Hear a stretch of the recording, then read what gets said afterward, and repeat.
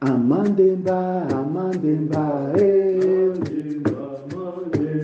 Amandemba, Amandemba, eh. Amandemba, Amandemba, eh. Otep Serge Balot, C'est Matawi. Otep à tous les spectateurs de votre chaîne de spiritualité africaine Kepri TV. Nous sommes à nouveau réunis pour la suite de vos émissions bi-hebdomadaires sur notre chaîne qui paraissent généralement toutes les 2 semaines. À cet effet, nous vous invitons à l'accoutumée de vous abonner, de partager, de sensibiliser autour de vous en mettant un like, un commentaire ou en suggérant notre contenu à vos familles, à vos amis, votre entourage en général. Aujourd'hui, nous vous proposons d'aborder le thème de l'initiation en rapport avec le patriotisme, à savoir le rapport entre la patrie et l'État dans le cadre de la spiritualité. Le choix de ce thème se justifie par le fait que nous notons de moins en moins dans nos sociétés africaines un attachement à sa patrie et nous allons faire un retour en arrière pour comprendre l'évolution des États africains et des États dans le monde, pour comprendre comment l'Afrique a pu se retrouver à son état actuel et ce qu'il faudrait pour redevenir une grande puissance influente dans le monde. Alors, Serge Balot, pouvez-vous nous parler de la théorie de l'État? Voilà. Dans la perception des européocentristes, l'évolution des sociétés dans le monde entier, nous sommes là dans le cadre de l'ethnologie. L'évolution de ces sociétés-là obéit à 3 stades. Le stade de la barbarie, celui de la sauvagerie et celui de la civilisation. Et à chacun de ces stades, il y a des structures précises qui sont notées. Là, c'est le regard que l'Européen a jeté sur l'évolution des sociétés. Nous avons une autre vision que mon ami José Nascimento a eu à exposer dans une émission que vous trouverez certainement sur YouTube. Vous savez, lorsque les micro-sociétés se sont constituées, ce que les autres appellent les clans, les tribus et tout cela, ça n'a aucun sens dans notre entendement. Lorsque ces micro-sociétés se sont formées, c'est généralement sur la base de l'appartenance à un même totem. Vous voyez cela, ça c'est la première des choses. L'appartenance à un même totem. Donc le totem a défini la nationalité à l'intérieur des micro-sociétés. Et maintenant, ce totem-là a eu à définir la transmission du pouvoir qui devait se faire à travers la femme. Il y a toujours une femme dont son ventre est censé donner le roi à venir. Voilà, ça c'est très important. Et cette femme, on l'appelle généralement la panthère. Et chaque fois que 2 micro-sociétés sont en conflit et qu'une micro-société vient à subjuguer l'autre micro-société, nécessairement, celle qui a été la plus forte ne détruit pas les arcanes traditionnels de la société qui a été conquise. Il faudrait maintenant entamer un processus de négociation afin que sur le plan spirituel, les 2 entités puissent s'unifier pour constituer une entité unique. Est-ce qu'on voit ça?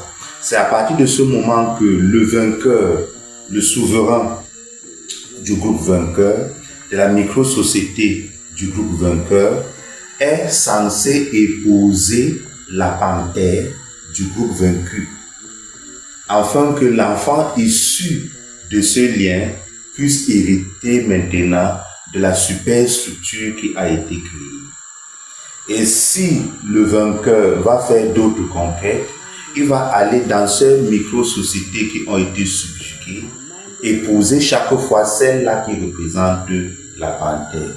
Et c'est ça qui explique que dans nos sociétés, les souverains sont toujours polygames. Parce que à leur cour, il y a toujours des femmes issues des sociétés qui ont été subjuguées. Et c'est un gage de stabilité. Donc, l'Égypte a connu cela. Et un bon nombre de royaumes africains qui ont subsisté jusqu'aujourd'hui ont connu cela. On retrouve encore cela, par exemple, au Cameroun, à l'ouest du Cameroun, avec le royaume Bamoun. Le sultan qui est là, Nabil qui est là, les femmes de son père qu'il a eu à trouver viennent de tous les royaumes que les Bamoun ont eu à subjuguer et qui entrent dans le cadre du grand royaume Bamoun. Tous doivent envoyer une princesse en mariage à la cour. Sinon, on est en train de briser l'alliance qui a été faite. Donc c'est donc dans ce cadre-là que se sont constitués pour la première fois ce qu'en Orient on appelait abusivement des harems, qui n'étaient pas des harems au sens où on l'entendrait aujourd'hui, où on l'entendrait dans le monde occidental, mais qui était une politique mise sur pied afin de garantir la stabilité des sociétés en construction. Voilà ce que je peux dire. Et dans ce cadre-là, est-ce que la religion des ancêtres donc a joué un rôle dans ce processus de construction de l'État en Afrique? Oui, la religion des ancêtres doit toujours jouer un rôle. Il y a ce qu'on appelle la sociologie historique. Et le maître de la sociologie historique, c'est Foustel de Coulanges. Dans son ouvrage de la cité antique, il montre comment la construction des cités-États s'est faite à partir des cultes domestiques au sein des familles primaires. Et le culte domestique a subi des mutations jusqu'au niveau du culte de la cité, qui était le culte de l'État. Et que si les cités-États grecques n'ont pas pu constituer une entité unifiée et cohérente, c'est tout simplement parce que la notion, ils n'ont pas pu se lever jusqu'à atteindre la notion du Dieu unique. La notion du Dieu unique n'existait pas. Bon, si je reprends cette lecture de Foustel de Coulanges que j'applique aux sociétés africaines, je me rends compte que c'est la même chose. Il y a un égyptologue du nom de Steindorf qui a étudié le culte domestique égyptien, le culte royal qui était pratiqué au niveau du temple. Et on se rend compte que la maison où se pratiquait le culte domestique est identique au temple. Comme quoi c'est le culte domestique qui a évolué de son cadre primaire pour donner la religion de l'État, le culte de l'État pratiqué par le pharaon. Là, c'est la première chose. La deuxième chose dans ce processus de construction-là, parce que dans la première réponse que je vous ai donnée, je n'ai parlé que de la politique de construction de l'État à travers des multiples mariages que le souverain doit contracter afin d'avoir une société stable. Ici, il y a quelque chose de très important. Dans le culte domestique, à l'Ouest Cameroun par exemple, celui qui est censé faire le culte des défunts, c'est le successeur. En Égypte, on l'appelle le Sameref. Mais le Sameref est aussi le titre du pharaon. Vous voyez ça. Mais il est successeur de qui? Des dieux. Et vous, dans la constitution, vous êtes successeur de qui? Des ancêtres. Les dieux égyptiens ne sont qu'une préfiguration des ancêtres dans le culte domestique. Ce qui est le plus important, il y a une théorie pour expliquer comment est-ce que la construction va se faire.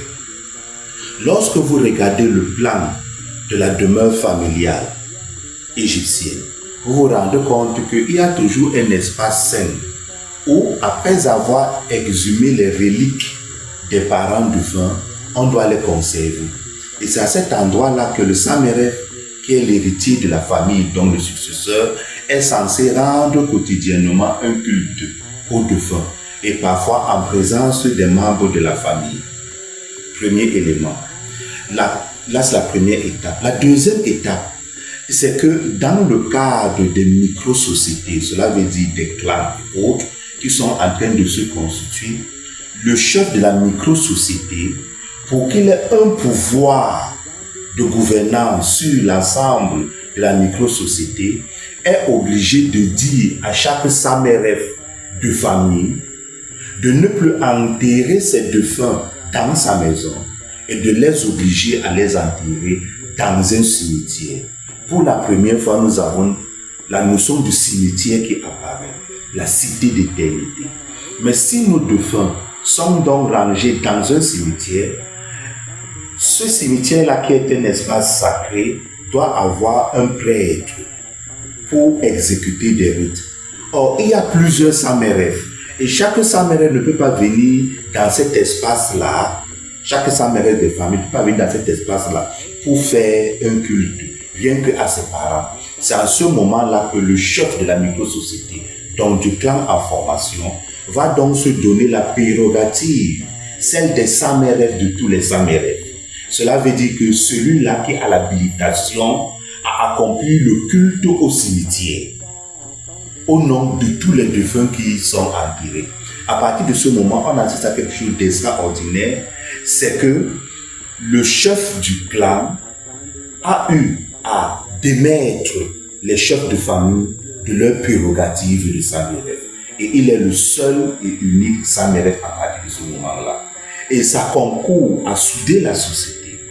Parce que vous qui avez placé vos défunts dans ce cimetière, vous ne pouvez que vous tourner vers ce Sameref pour que les rites qu'il va accomplir puissent permettre un repos éternel. Est-ce que vous comprenez? Et là, la micro-société qui est en formation est une micro-société solide. Donc, lorsque plusieurs micro-sociétés vont se mettre ensemble, le même phénomène sera observé. Et ainsi de suite, jusqu'au niveau étatique, jusqu'au niveau où on va former l'État unifié. Et à partir de ce moment-là, on ne peut pas avoir un cimetière pour tous les membres, pour tous les citoyens d'un pays. Qu'est-ce qu'on va faire? On ne peut pas avoir un Sameref qui va rendre un culte dans tous les temples où sont censés dormir les ancêtres qui sont devenus des dieux divinisés. Alors, le Sameref suprême, qui est le Phara, va commencer à partir de ce moment-là à déléguer ses fonctions. Il va déléguer ses fonctions à une hiérarchie de prêtres qui va donc agir en son nom dans les cimetières, dans les camps, autrement dit, auprès des ancêtres et auprès des dieux. Comprenez? Donc, la seconde théorie ici, là, c'est la théorie de la construction de l'État à travers les prérogatives du Sameref en tant que le prêtre suprême habilité à rendre un culte, soit aux ancêtres, soit aux dieux. Et dans cette démarche-là, est-ce à dire que c'est la raison pour laquelle les colons, lorsqu'ils arrivaient, ont cherché à détruire les fondements de notre spiritualité pour déstabiliser les États? Et si vous déstabilisez ce système que je suis en train de vous décrire, vous avez déstabilisé ce qui est au fondement de l'État ou du micro-État, de la micro-société. Moi, j'appelle micro-société les clans, tribus, parce que cette terminologie-là n'a aucun sens. Vous avez détruit ce qui est le fondement de tout ça. Et si vous dites aux gens maintenant, n'allez plus aller faire ces cultes-là, ne vous soumettez plus au Sameref qui est le faux, qui est le Bobo, et qui est le Kingé, et autres qui est le Kukuma, ne vous soumettez plus à ce Sameref. Vous avez détruit ce qui constitue la cohésion de cette société. Et tous les mots qui finissent par les ismes vont venir s'installer. Et est-ce qu'il y a donc des contraintes majeures dans la théorie que vous voulez nous faire passer? En termes de contraintes, dans l'élaboration de ces théories-là, je voudrais tout simplement signaler que les micro-sociétés qui se sont constituées ne se sont pas constituées de leur bon vouloir forcément. Il y a eu une contrainte, mais une contrainte climatique qui les a amenés à se constituer afin de surmonter les difficultés de l'environnement. Il y a eu des catastrophes climatiques, dont l'une des plus importantes catastrophes, c'est l'aridité post-cangérienne au niveau du Kenya actuel, au niveau des rifts est-africains. Cette aridité post-cangérienne a amené des populations à fuir cette région de l'Afrique de l'Est pour partir s'installer dans le Sahara, qui était verdoyant. Et là, nous sommes entre 40 000 ans et 21 000 ans avant Jésus-Christ. Donc, avant l'ère vulgaire. Vous voyez cela. Donc, des populations vont s'installer, des populations suffisamment importantes vont s'installer au niveau du Sahara. Et du Sahara, à partir de 21 000 ans, de cette ère vulgaire-là, une désertification va aussi s'installer. Le Tadi glaciaire. Le Sahara va commencer à se désertifier. Et les populations vont commencer à quitter ce Sahara. D'autres, certaines populations vont aller vers les rives de l'Afrique du Nord. D'autres vont descendre vers l'intérieur de l'Afrique en suivant la désertification au fur et à mesure que le Sahel reculait jusqu'à 9000 ans de l'ère chrétienne. Le Sahara arrivait au nord du Nigeria actuel. Il y a aussi des populations qui abandonnent l'espace du Sahara et surtout le plateau central du Sahara et commencent à migrer vers l'est en direction de l'étroite vallée du Nil. D'autres vont même partir à 4000 ans de notre ère, aller s'installer vers le Fayoum, qui à l'époque était le delta. Le delta que nous connaissons n'est pas le delta qui était avant l'unification du pays. Le véritable delta était le Fayoum. Le delta que nous connaissons là est une fabrication d'une armée après avoir détourné le cours du Nil, après l'avoir asséché et lui donner un autre cours. C'est ça qui a contribué à la création du delta que les égyptologues connaissent. Mais avant la mer, le delta était au niveau du Fayoum. Les populations vont s'installer là. Vous voyez donc qu'il y a une difficulté climatique et il faut surmonter cette aridité-là. Nécessairement, les hommes se mettent ensemble.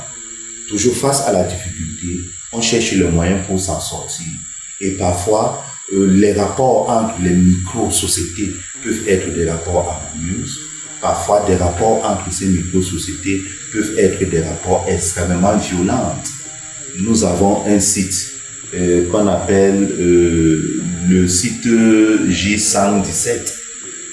Le site J117 au niveau du Soudan, où on a trouvé dans une fosse commune plus d'une vingtaine de personnes. Certaines avaient des flèches de silex qui traversaient leur fémur. Preuve qu'ils ne sont pas morts de mort naturelle. Et c'était une véritable exécution. Qu'est-ce qui a amené au massacre de cette population? Nous ne pouvons avancer que des hypothèses. Donc la principale, c'était la gestion des ressources. Parce que les ressources, surtout les ressources en eau, se faisant de plus en plus rares, avoir une terre irriguée et suffisamment irriguée pour assurer son manger était devenu une prérogative qui pouvait vous amener à être complètement détruit. Et à partir de ce moment-là, va donc se mettre un processus qui va aboutir à la création de l'État pharaonique. Et de ce fait-là, si nous devons ramener cette théorie à notre époque actuelle, en considérant que l'Afrique était unie par ses rites, par ses micro-sociétés et macro-sociétés, étant donné que nous sommes dans une nouvelle ère qui opte pour un nouveau fédéralisme africain, comment est-ce que nous pourrions bâtir cette unité-là aujourd'hui sur la base de notre spiritualité? Il faudrait redéfinir ce qu'on appelle la nationalité. Vous voyez? Oui. Quand vous dites que vous êtes Camerounais, Cameroun, Camaroès, cela veut dire crevette en portugais. Vous vous sentez crevette? Vous voyez que c'est un problème. Sénégal, c'est Sounougaal. Vous vous sentez une pyro? Vous voyez. Quand j'ai parlé des micro-sociétés, leur nationalité est définie par le totémisme, le totem. Vous voyez, nous, notre totem, c'est quoi? C'est le Manjamutu. Les Ngala, Douala, disent que ce sont les excréments des Mamouata, des génies de l'eau. On comprend tout ce qu'on peut avoir comme difficulté parce qu'on se désigne par rapport aux excréments des êtres de l'eau. Ça, ce n'est pas positif. Donc, il faudrait qu'on veut retourner au totémisme. C'est ça la notion de nationalité. Vous voyez ça? Mais vous vous définissez par rapport à quoi? Il y en a qui se définissent par rapport au crocodile. Il y a des sociétés aujourd'hui qui se définissent par rapport au crocodile, le ngando. Ce qui fait que tous ceux-là qui se définissent par rapport au crocodile seront leurs frères. C'est la nationalité. Il y en a qui se définissent par rapport à la panthère. De telle façon que vous êtes du littoral ou que vous êtes de l'Ouest Cameroun, quand quelqu'un se définit par le même totem que vous, vous vous sentez déjà lié à cette personne. Est-ce que vous voyez ça? Donc, il faut absolument définir la nationalité. Chez les Français, quand on parle de la nationalité française, qu'est-ce qui est le symbole qui représente la France? C'est le coq. Il faudra aller maintenant voir l'histoire du coq. On a voulu changer ça à un moment donné. Même les rois français ont encore ramené le coq. Le coq gaulois. Vous voyez, c'est ça qui est le totem de la France. Et ils sont heureux avec leur coq. Je vous souhaite d'être heureux avec vos excréments de Maman Wata. Mais donc, voilà où vous allez. Il se trouve aujourd'hui que nous avons des emblèmes nationaux relatifs aux différents espaces géographiques que nous retrouvons aujourd'hui. Comme quel emblème? Par exemple, on parle du lion de la Teranga, et tous ces emblèmes dont nous entendons souvent parler. N'est-ce pas nous qui les avons définis ou bien... Et dans quel contexte? Vous connaissez l'histoire du nom Lions Indomptables. C'est quelqu'un qui a donné et puis ça a commencé à faire et tout. Est-ce que c'est nous qui nous sommes assis et on a défini que à compter d'aujourd'hui, notre équipe nationale, son totem, c'est le lion? Ce n'est pas nous. C'est quelqu'un qui a pris cette décision-là parce qu'il voulait exprimer une idée. Hein? Et les énergies de ce lion-là, et ce n'est pas tout le monde, quand on va définir, quand vous vous identifiez en tant que lion indomptable, prenons le cas de l'équipe nationale, vous vous identifiez en tant que lion indomptable, quelle est la première qualité du lion indomptable? On ne peut pas dire. Mais moi je vous dis, vous connaissez, mais vous ne savez pas que c'est ça la première qualité. Hein? Lorsque les joueurs de l'équipe nationale en 90 jouaient le mondial, qu'est-ce qu'ils disaient? Le Himmler. Vous entendez? J'ai parlé de cette expression, le Himmler. Voilà, la première qualité.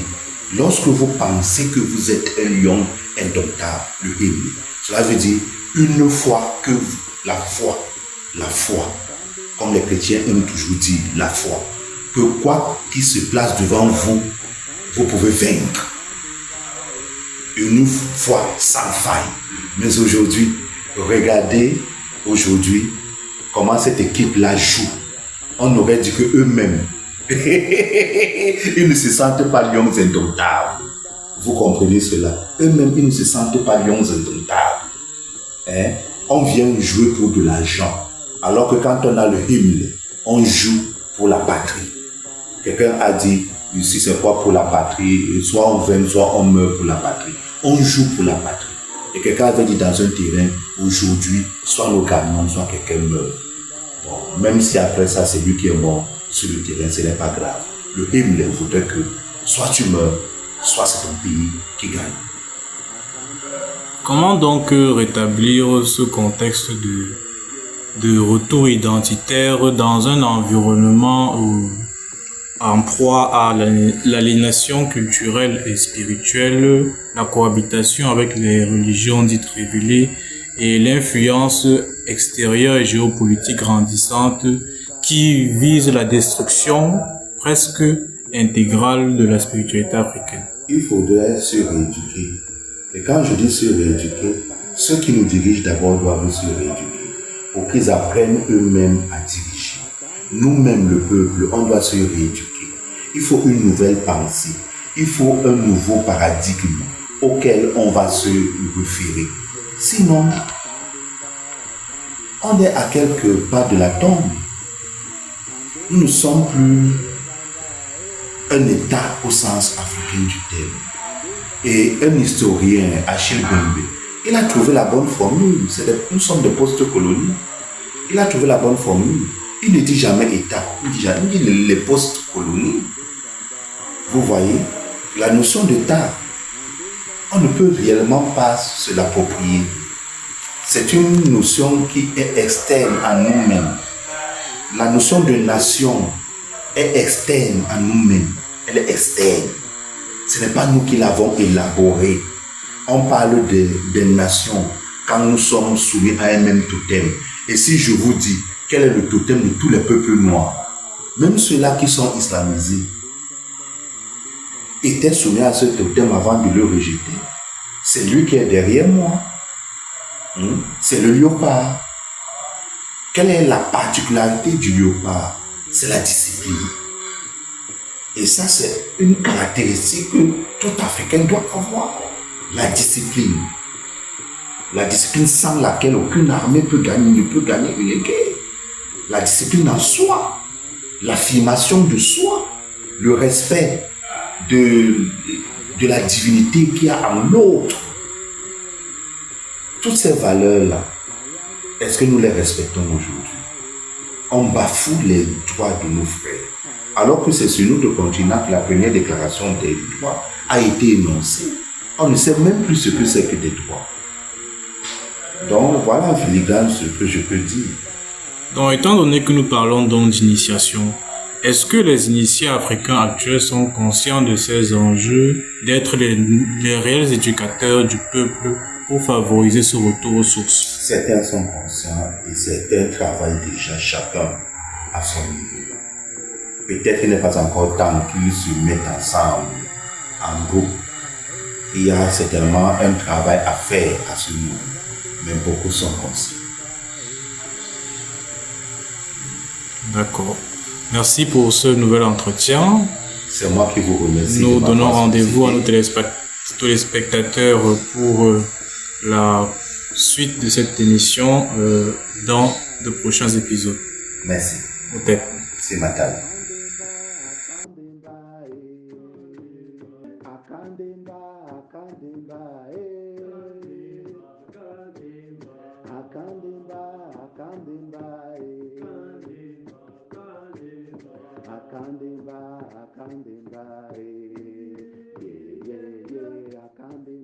Akandimba,